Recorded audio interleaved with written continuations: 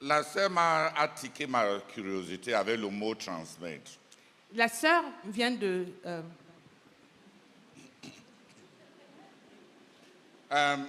Quand on utilise le mot transmettre, ça nous ramène à l'école.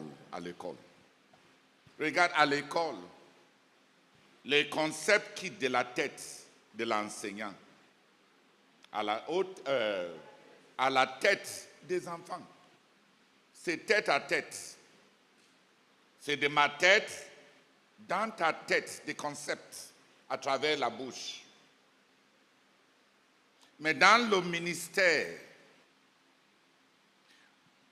c'est vrai qu'il doit y avoir un contenu de paroles que les oreilles vont entendre, que la pensée va comprendre. Mais il doit y avoir d'autres choses en plus. Ça doit partir de mon cœur. Ce qui n'est pas en train de sortir de ton cœur ne peut pas toucher les autres. Beaucoup de gens pensent que de bons concepts comportent en elles-mêmes la vie. Non. Mais dans l'enseignement laïque, les choses passent de ma tête à la tête des autres. On peut enseigner bien, on peut enseigner simplement, on peut enseigner avec des illustrations, mais ça passe de la tête d'un autre à la tête de la tête d'une personne à la tête des autres. Mais dans le ministère, quand on dit ministère, le mot ministère veut dire simplement rendre service. Quand il faut donner, c'est donner quelque chose, rendre un service, apporter quelque chose. Dans le ministère spirituel, il ne suffit pas que ça passe de ma tête à la tête des autres.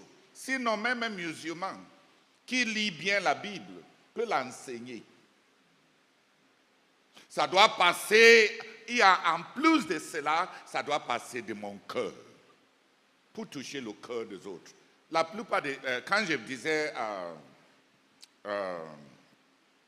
à la sœur Victorine, de passer de mode enseignant en mode ministère, c'est parce qu'on est trop content simplement de dire des choses qui sortent de nos têtes à travers nos bouches. Tu ne peux pas toucher le cœur des autres sans enthousiasme et sans passion.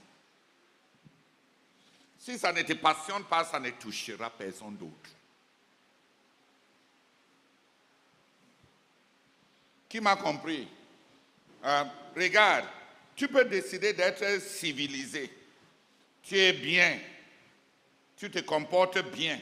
Tu parles posément. C'est les mœurs. C'est les mœurs de la civilisation. Mais il n'y a rien qui veut capter le cœur de l'autre. Si tu cherches, si c'est le cœur des gens que tu cherches, et il n'y a pas de la passion et de l'enthousiasme réel, toi-même, dans ce que tu es en train de communiquer, ça va entrer dans leur tête et ça reste là. Et ça ne touchera pas leur cœur. Et mieux encore, quand tu veux prêcher et communiquer la vie, ce qu'on appelle autorité. Avec autorité, on a dit que Jésus prêchait comme quelqu'un qui a de l'autorité. Ce n'était pas le volume de sa voix. C'est parce qu'il était en train de parler de sa vie pour changer la vie des autres. Il disait, la loi vous a dit, il ne faut pas faire ceci, je vous dis. Si tu regardes une femme pour la convoiter, tu as commis l'adultère. Ce n'était pas des idées, c'était la pureté de son cœur pour entrer dans la vie des autres et leur donner la pureté. La pureté qui va au-delà simplement de s'efforcer à ne pas pécher. Je vous le dis, je vous donne, je vous dis. Il a dit aux apôtres, recevez l'Esprit. Pierre a dit plus tard, je n'ai ni argent, je n'ai ni l'or. Je ne veux pas prier pour toi. Je te donne ce que j'ai. J'ai le nom de Jésus. Et ce que j'ai, par le nom de Jésus, lève-toi. Il ne devinait pas. Il n'était pas en train d'essayer. Il était en train de rendre ministère avec autorité. Parce que dans l'autorité, c'est transmettre de ta vie aux vies des autres. Donc on peut transmettre des idées. Dis Amen. On peut transmettre le cœur, la passion. Et on peut transmettre la vie. Donc, Jérémie dit même dans le livre de Jérémie, il dit, Seigneur, tu m'as rendu ridicule. Chaque fois que j'ai prie, j'écris, je ne fais que crier comme un fou. Les gens me regardent comme quelqu'un qui manque de culture. Mais si je me dis à moi-même que je ne veux plus crier comme ça, avec la parole de Dieu, et crier, et pleurer, et faire... Quand je décide de me taire, ta parole bouillonne à moi comme un feu qui ne peut... Je dois parler, ne serait-ce que pour être libéré. Ce ministère que vous parlez, avec tant de bonnes formations, avec de bonnes mœurs, avec une personnalité taillée à l'acceptabilité sociale, ce n'est pas du ministère. C'est des concepts qui vont être saisis par les textes des autres. Si on vise le cœur et si on vise la vie, on va y apporter d'autres ingrédients. Donc ce n'est pas j'apprends moi-même comme une éponge, j'absorbe et comme une éponge, je presse et l'eau la sort aussi. Non. Le maïs qu'on trempe, l'haricot qu'on trempe, l'eau que le maïs et l'haricot absorbent. Tu ne peux pas prendre l'haricot qui a absorbé l'eau. Tu presses ça et l'eau sort. L'eau et l'haricot sont devenus les mêmes. Le contenu en Dieu, ce n'est pas aller lire la Bible. On a des idées et des révélations. Et après, on se tient devant les gens et on presse. Et les mêmes choses qu'on a lues sortent chez les autres. Le contenu en Dieu, c'est de l'haricot sec qui est resté tellement dans la présence de Dieu que Dieu devient une partie de lui. Donc il parle de sa vie à l'autre. Je veux que quelques personnes viennent prier. J'ai eu tellement de gens qui veulent me corriger. De ne pas trop être passionné comme ça, de ne pas être trop intense. Le problème, c'est par rapport à quoi? Par rapport à quoi? Si seulement ils savaient ce que je ciblais, est-ce qu'on ciblait les mêmes choses? Si quelqu'un veut simplement passer ses idées, il est libre de passer ses idées avec des bonnes mœurs, avec de la culture, en se comportant, à ne pas trop choquer son auditoire. Mais qu'en est-il si on veut effectivement choquer son auditoire? Qu'en est-il si on veut les cœurs? Et qu'en est-il si on veut des vies? Qu'en est-il si là, on veut que la vie des gens change?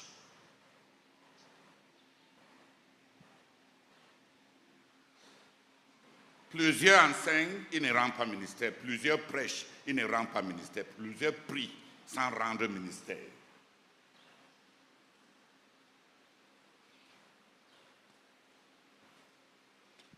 On fait ça dans un contexte comme à l'école. Mais regarde, tes enfants vont visionner les musiciens du monde qui se donnent à leur musique avec leur passion et les extrémismes. C'est les extrémismes là qui collent.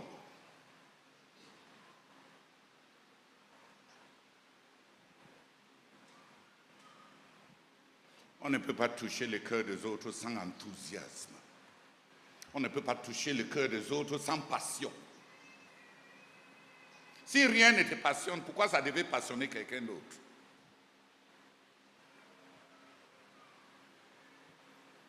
Si ça se ramène simplement à des idées que j'ai apprises, que je transmets, qui ne peut pas le faire? Et pourquoi on perd le temps ici pour que les gens changent? Ce n'est pas les idées qu'on a assimilées, qu'on veut transmettre. C'est une passion qui nous anime, qu'on veut galvaniser les autres avec. C'est une vie qu'on a menée qui va transformer les autres. Ça change tout. Vas-y, fais ton ministère. Et tout ce que je vais demander, c'est, après 10 ans, où est le résultat de toutes ces choses fades, bien posées, bien transmises, avec de bons comportements stéréotypés et robotisés? Quand tu as fini,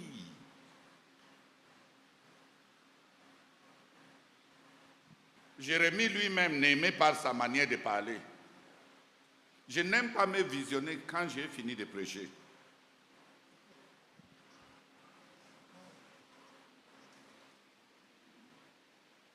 Mais ce n'est pas exceptionnel. Jérémie se plaignait. Moi, quand je dois parler, je ne fais que crier. Mais si j'ose dire que Seigneur, je ne parle plus, je veux juste rester aussi comme ça. Sa parole brûle en moi comme un feu. Il faut que je parle pour être soulagé.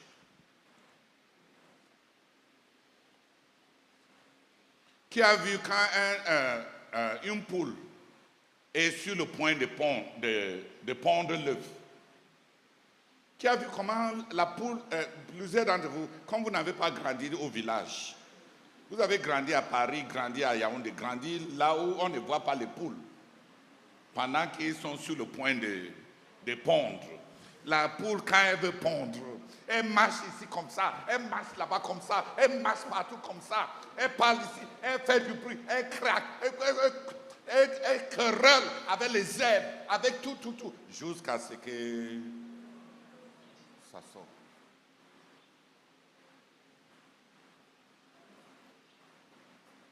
Peut-être tu n'as rien que tu veux accoucher, tu n'as rien que tu veux pondre.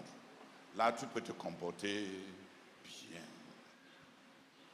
parler bien, sans que ton esprit ne sorte. Prions pour qu'on revienne à rendre ministère. Je ne suis pas en train de dire que tout le monde maintenant crie comme le frère Théodore. Non. Ce n'est pas le fait de crier. Mais ça doit être évident, même pour toi, que ce que tu dis là te touche à toi. Même tes enfants savent, mais dans ta manière de parler, quand tu es sérieux. Ils savent. Ils savent quand ton cœur est déjà entré dans tes paroles. Ils savent. Et à ce moment-là, tu n'es pas en train de faire le comportement. Même les mamans, les mademoiselles des tickets et de déontologie. Quand ça les fâche, elles veulent parler à leurs enfants. Elles parlent naturellement avec tout leur cœur.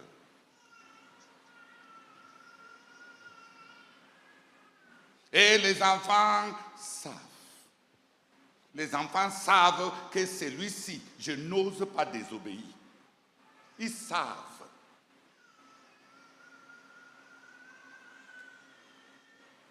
Donc toi-même, tu as mode sérieux et toi tu as mode anodin. Quand ce n'est pas grand-chose, toi-même, même ta voix, et tout, ça traduit ce que tu veux dire. Dans nos maisons, personne ne fait on ne fait pas la drame. On sait. On sait.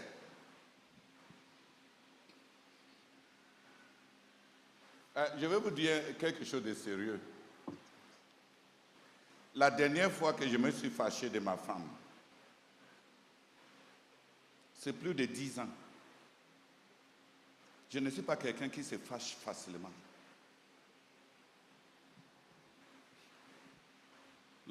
Mais quand il faut rendre ministère, c'est une question de vie ou de mort, de l'éternité et du royaume de Dieu. Si ça ne te tient pas à cœur, pourquoi déranger les gens pour qu'ils quittent, payent de grosses sommes pour venir être titillés? Donc les gens disent que je suis un peu... Ma femme même dit que je suis contradictoire, que quand je monte à l'estrade, je suis un autre homme. Ce n'est pas ça. C'est juste grader les choses qui nous tiennent à cœur. Moi, je suis patient quand il faut vivre avec les gens. On doit être facile à vivre avec. Beaucoup de gens pensent que quand je gronde et j'ouvre mes yeux comme ça quand je prêche, que quand ils vont me rencontrer en privé, je serai très sévère. Je ne suis pas sévère.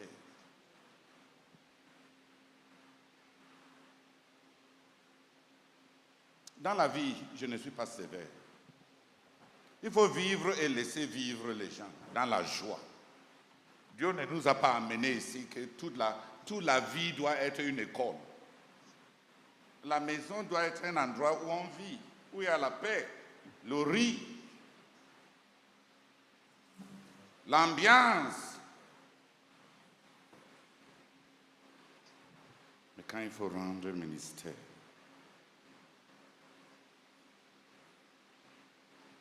priez pour que Dieu nous... La tête à la tête, c'est au niveau de l'école.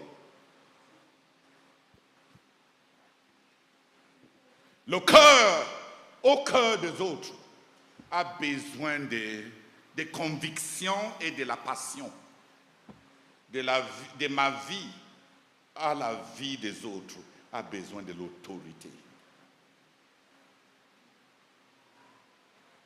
Les dynamiques de transmission sont différentes.